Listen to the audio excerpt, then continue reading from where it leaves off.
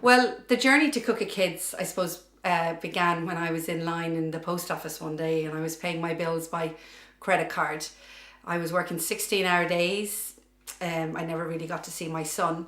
And as a single mom, I'm my son's only parent, so it was kind of eating me up inside a bit that I was working all these hours. But I wasn't getting any closer to being able to give my son a decent life.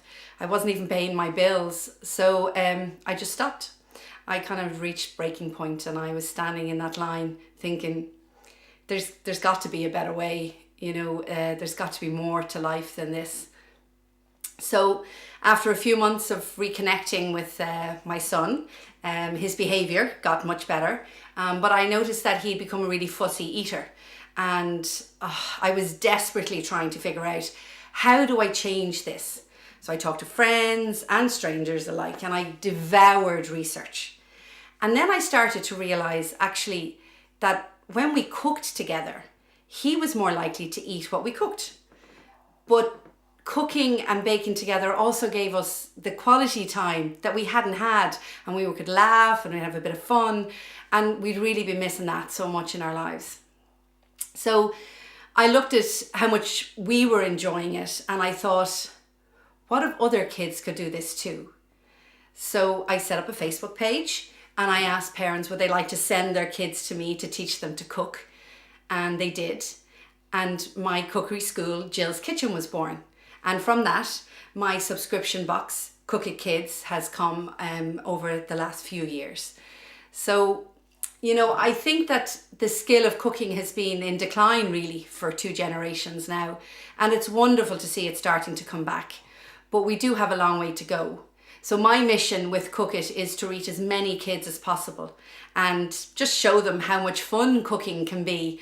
And without even realising it, they're learning so much more than how to cook from scratch, which is actually a great skill to learn. But they're also learning things like reading comprehension, math, and with our new Round the World kits, even geography.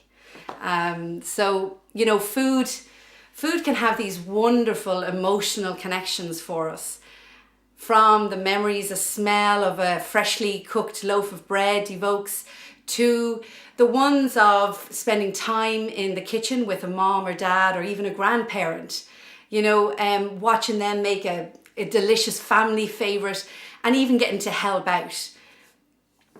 It's those kind of traditional values of family and connectedness, along with the educational values, that drive me to pursue this goal. I want every kid to get an opportunity to connect with someone through their food that they make and share.